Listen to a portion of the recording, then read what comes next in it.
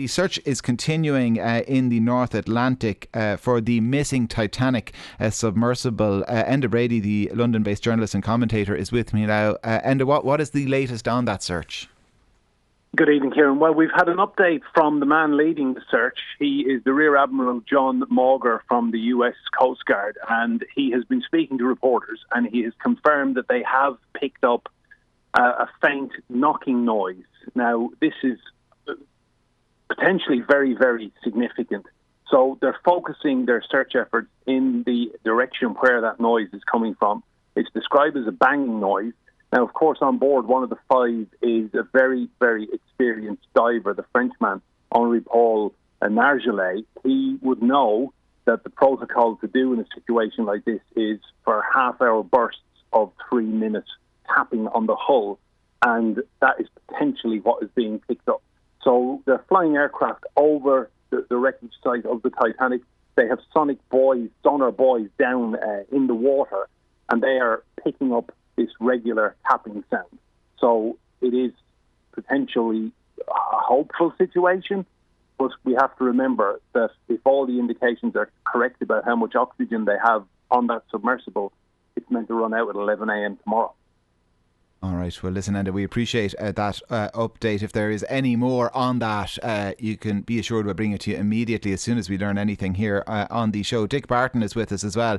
Dik is CEO and founder of Armatrex. He has previously been Vice President of Operations with RMS Titanic, and Dik was the first Briton to ever dive to the wreck of the Titanic, and he has been there 22 times. Dik, you're very, very welcome to the show. Can you try to paint a picture for us, I guess? What is it like down there? How hostile is it to life? How desolate is it? Yeah, hi, good evening. Thanks for having me on. It's probably one of the most hostile parts of the world to be in, to be frank. There is no way to exist, obviously at that kind of depth, which is 2.5 miles down, 6,500 pounds a square inch of ambient pressure, which is the equivalent of balancing 2 adult elephants on your thumbnail, for example.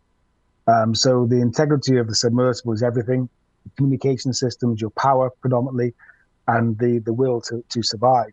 So I think the real issue we have now is obviously all efforts are being made to find and locate the submersible. Extraordinary efforts internationally and by the Coast Guard and military services and other ancillary search and rescue. But once we find the vessel, we have to then recover it because it cannot be accessed underwater. And what type of logistical or engineering difficulty will that pose? Let's imagine for a moment that this knocking is what people hope it is, and that the location can be identified. I mean, in people's minds, that's it, rescue, done and dusted. But I assume it's that might only be the start of a whole new set of problems, is it? Yeah, I think that there's 2 aspects to this. Then the knocking and PH Nargelet is a personal friend of mine. He's extremely able sea submariner. He's an ex-military French Navy officer, and if there's anybody I want to be in a position where it would be him on my right-hand shoulder for sure, and he'll be a great inspiration. But he'll be doing the conventional international SOS, which is any submariner survival is to tap on the hull, which was done by the Kursk the mariners in 2000, in the Russian submersible. And if you recall back in USS Arizona, back on Pearl Harbor, when they found and recovered the seaman. So communication is an issue. Noise travels very fast underwater, through water, but it's having that power to keep them alive during that period that's the crucial bit here. And they're sat down in a submersible, which is that 1 atmosphere, which is where we live today. So there's no decompression issues. But on successful locating, the system has to be engineered, manufactured to physically grapple and get hold of the submersible, a 10-ton piece of machinery, and then transition through the water column back to the surface, another 2 hours at least. Yeah, and people, as soon as you mention Kursk, people will remember that story. Of course, nobody survived that. No, that was a very, very political situation, of course, and the survivors were actually up in the radioactive part of the vessel as well, submarine. But nonetheless. Can you describe maybe, Dick, let's assume that they are alive for a moment and that they've got some power, there may be some lights on. But what would they be able to see down there? You know, we can, I think in people's minds what it looks like is just this kind of the wreck of the Titanic, and then almost like, you know, kind of the lone and level sand stretched far away. Yeah, on descent, 1,000 meters, you're in pitch black, having transitioned through the water column of various thermoclines and extraordinary light. You're virtually at 1 degree down there. In the submersible, it'll be cold and wet and condensation. And I doubt very much they'll have lights on because they serve no function. You need to conserve as much power as possible for your life support, navigation, and communication systems. Well, then, but before anything went wrong, I mean, what might they see? I'm trying to kind of to imagine what it looks like down there.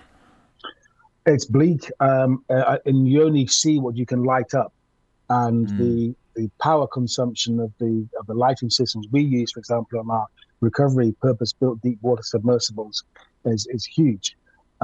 We have banks and banks of very high-tech lithium batteries in the belly of the submersible. And I doubt whether the Titan will have that degree of sophistication. But quite literally, if you don't put a light on, you can't see anything at all.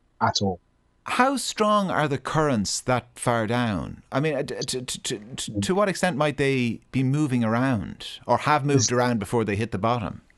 Well, it's a great question. I mean, if she is sat on the seabed, then she won't be moving around. It's about a half a knot, but it does move around. It swirls, it obviously motions and eddies around the parts of the wreck, on the assumption that they are in the debris field of the wreck site.